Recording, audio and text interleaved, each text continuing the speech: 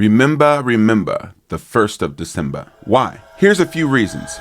Number one, this is the day when the Fed ended QT. On October 29th, the Fed said that December 1st was the day that they were going to stop reducing their securities holdings on their balance sheet. And what does this mean? Printer go burr. Number two, on October 31st, the financial toilets were clogged, and so they called the plumber, Jerome Powell, to unclog the toilets. The Fed injected $13.5 billion into the banking system overnight, the largest number since COVID. And this means that your cousin who is a crackhead who just happens to run a bank didn't have money to pay rent last month. Or money printer go burr. Number three, this is the day for the war for control over Bitcoin in public markets begins. Vanguard flipped from the "we ain't on this Bitcoin train" faster than Lane Kiffin dumping Ole Miss for LSU, and faster than Lane Kiffin's daughter's boyfriend hitting the transfer portal after realizing that his girlfriend's dad is going to be making things awkward in the locker room. Vanguard announced that it's going to allow its 50 million customers to begin buying and trading Bitcoin on its platform. This is important for a couple reasons, because they are the largest owner of MicroStrategy, and this whole MicroStrategy market manipulation thing is coming full circle. MicroStrategy is trying to battle Vanguard and the market establishment by building a $1.4 billion cash reserve so it can pay dividends to its customers. We're going to dive into this today and what this actually means. What you uncover, the insiders are staging a coup against MicroStrategy and Bitcoin at large. This is not hyperbole. This is Dante Cook with Bitcoin Simply. Let's freaking go. All right, Vanguard, started by famed investor Jack Bogle and Boglehead, started a discussion about whether it should offer Bitcoin to its clients in 2022 and 2023, to which their head of ETFs at the time, Janelle Jackson, said, "Heck no, we ain't offering Bitcoin to our clients," and promptly she was removed from her role as the head of ETFs. Soon after, 2024, their CEO, Tim Buckley, had this to say about Bitcoin. Spot Bitcoin ETFs. Question came in, hey, we know you're not offering one. Have you changed your mind? What would it take for you to change your mind? We don't plan to, and we don't, we're not going to change our minds around this unless the asset class changes. Yep. Why? First of all, we don't believe it belongs. Like a Bitcoin ETF belongs in a long-term portfolio. Someone's saving for their retirement. It's a speculative asset. That's exactly it. And the funds that we offer invest in asset classes that actually have underlying cash flow. So, like we mentioned stocks, you're buying the forward earnings of a company. That's right. And that bond, right, has coupon and principal payments. Yeah, you're going to pay me back and you're paying me something for lending you the money. Exactly. Right, so they both can be valued. And that's, for us, we understand why they would rise up in a portfolio and the role they will play, and we can model them. Something like Bitcoin is just too volatile, and it's not a store of value. It hasn't been. And it's very volatile. When stocks got hammered in recent crises, that Bitcoin went right with them. And so it is speculative, really tough to think about how it belongs in a long-term portfolio. Bitcoin is a speculative asset. It has no intrinsic value. It has no store of value. We will never change our minds about this. Abruptly, Tim Buckley was removed from his role. And now today, they're offering Bitcoin to their 50 million customers. Obviously, on the surface, this is bullish for Bitcoin, as there's going to be more and more people that are able to buy this asset. But what kind of Bitcoin are they able to buy, and from who? And when you look at the inside, you understand that this is a little bit more precarious and insidious than you thought. A couple of things. When they were saying Bitcoin had no value, they were also becoming the largest shareholder of MicroStrategy, whose only strategy is Bitcoin and Bitcoin forever. Interesting. They own 8% of the company, where its sole singular focus and mission is Bitcoin, and they're its largest shareholder. BlackRock isn't far behind with about 6%, and you also see State Street and Morgan Stanley. Hold on here. Let's keep going. Tim Buckley was replaced as CEO with no fanfare, no news, no performance review, just abruptly leaving the position overnight seemingly. Dante, why is this important? Who was he replaced with? Well, he was replaced with Salim Ramji, who was the first person in the history of Vanguard to not be promoted from within to take this position or this role. He is the first outsider in a major key executive role for the company. And when you look back, you also notice that Salim Ramji worked for 10 years at iBit, where he was the head of iShares and launched their iBit product. Dante, you reaching. That's cap. No, it's not. When you look a little bit further, when you see what Bitcoin product that Vanguard is offering to its customers, what is it? iBit. Surprise, surprise. Keep going, Dante. Keep going. Lewis won't let him go. We got a big man pick. Oh, look at Benny Azuka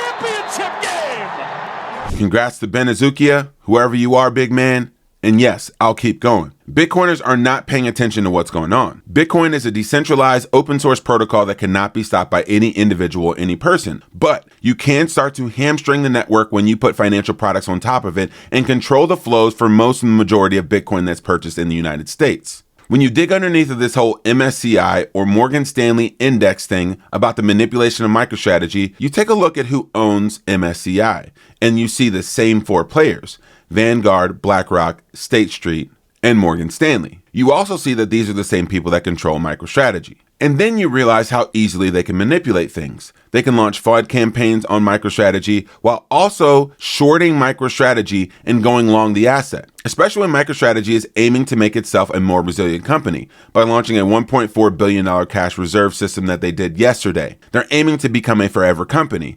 And they're also launching products like Stretch, which allow people to get paid 10.75% interest, more than a bank, and they will generate massive fees and have massive inflows that aren't going to go to the Wall Street establishment. So what would I do if I was them? Well, I would short MicroStrategy or own a majority of their shares, and I would go long our products and the products of the other people who control the majority of Bitcoin in MicroStrategy, hamstringing them from the inside. This is how you stop Bitcoin. You don't stop the network. You don't stop the protocol. You create lots of FUD, fear, uncertainty, and doubt around the asset class and the companies who deem it and who are their biggest cheerleaders. Because if they fail, well, then how can this network stand up? Ian Carroll dropped a nugget about this on the Robert Breedlove podcast about a year ago, and this clip is still as relevant today as it has ever been.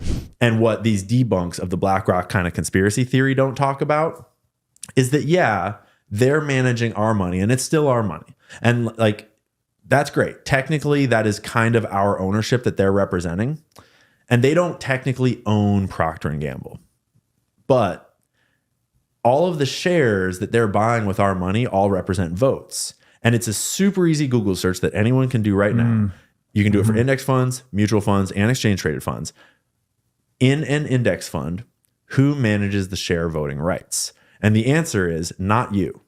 The manager of the fund is generally in charge of managing the share voting rights, and only in some funds, and only if you explicitly go through the filling out of special forms, submission of these special forms, can you request to manage your own voting rights. And then you're stuck with managing, like, you have one share of the SPY. Now you have to decide how to vote, you know, one 1/500th of 1/503rd of a share of 503 different companies, like, so to speak. Yeah. It's like the job of managing all those voting rights is monumental if you're going to be diversified in that way. And so no one's doing it, and they're just doing it for us.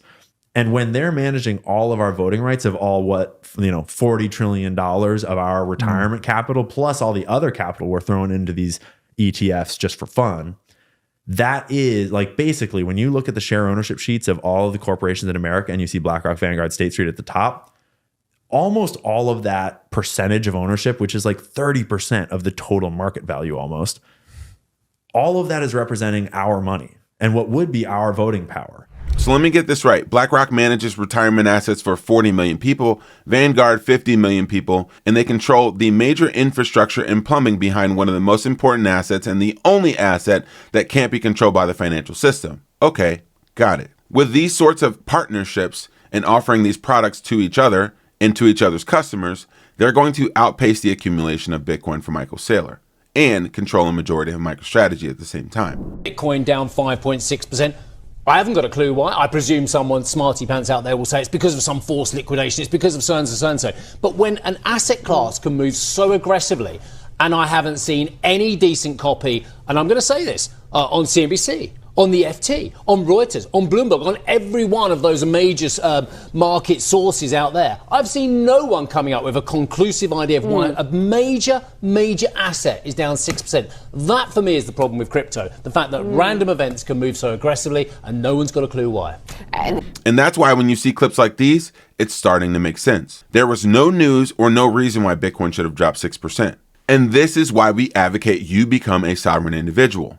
2 ways that you do this. Number 1, never sell your Bitcoin. The wealthiest people in the world don't sell the assets that are most valuable. They put them in a trust, they give them to generations ahead of them or behind them, and they borrow from them. but they don't give up control of them. And you can do this with Ledn, the leader in Bitcoin-backed loans, which allows you to borrow against your Bitcoin stack without liquidating your Bitcoin stack. So if you need capital and you need cash, you don't want to go into the credit fiat system and extend its lifeline, well then you borrow against your Bitcoin stack. There's no credit check and it's over collateralized 2-to-1. If you want a $5,000 loan, well you post $10,000 in Bitcoin collateral. Loan start at just 12.4% and the process is fast, seamless, and simple. Fiat will be in your account in less than 6 hours. And I've used this product myself. You can actually see the Bitcoin address where your Bitcoin is. And when you repay the loan, which you can do at any time, the Bitcoin can go to a wallet of your choosing almost instantaneously. Go to this link at learn.ledn.io/simply to get 0.25% off your first loan and to take advantage of what we're offering here today. Another way that you become a sovereign individual is you don't buy Bitcoin in an IOU. In IBIT,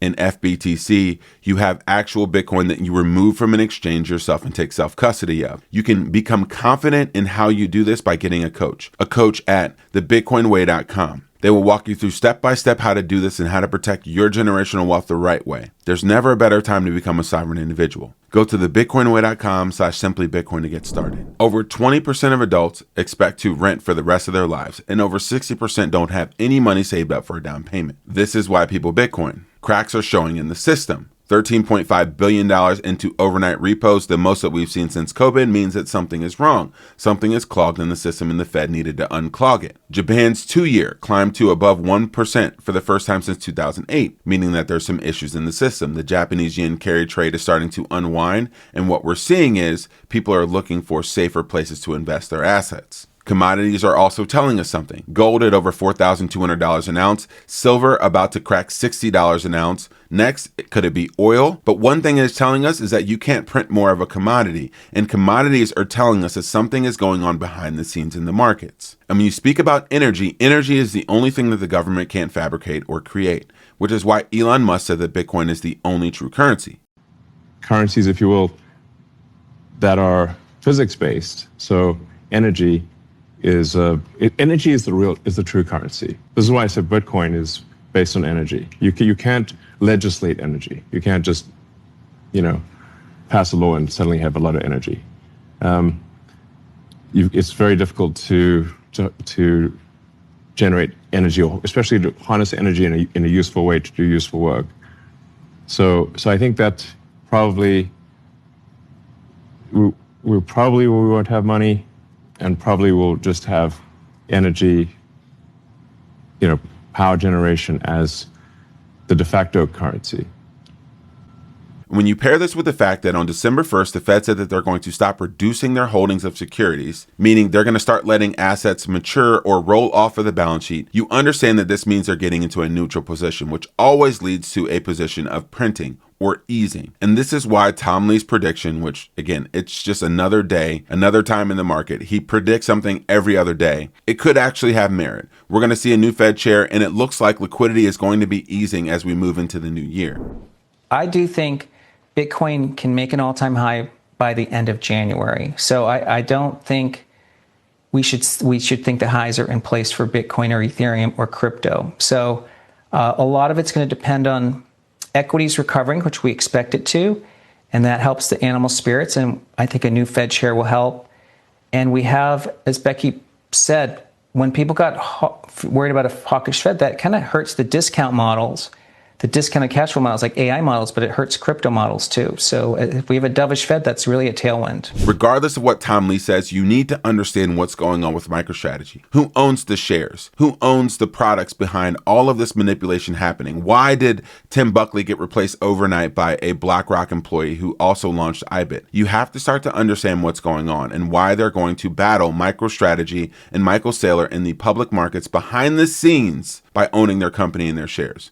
One of the ways you can avoid this whole calamity and sleep well at night is by owning Bitcoin, own it in cold storage, become a sovereign individual, learn what we mean when we talk about this, because it might be bullish on the surface. 50 million people are going to be coming into Bitcoin. But what does it actually mean behind the scenes? It's up to you to do the digging and to understand the flows and the mechanics of how they stop revolutionary assets. They don't do it on the front end. They do it behind the scenes and behind closed doors. One of the ways that you can keep stacking and stay humble is you can earn sats while you sleep. We've partnered with SAS Mining, the leader in clean, renewable, 100% carbon-free Bitcoin Bitcoin mining contracts, which allow you to earn Bitcoin by owning a state-of-the-art mining rig and earning sats while you sleep. Your machine will be working and managed for you by SAS Mining so that sats flow directly into your wallet all the time. No middlemen, no markups. They make money when you make money, and they're 100% aligned with Bitcoiner values. Use the QR code on the screen to start becoming a more sovereign individual today. I hope you understand why December 1st is such a pivotal day in markets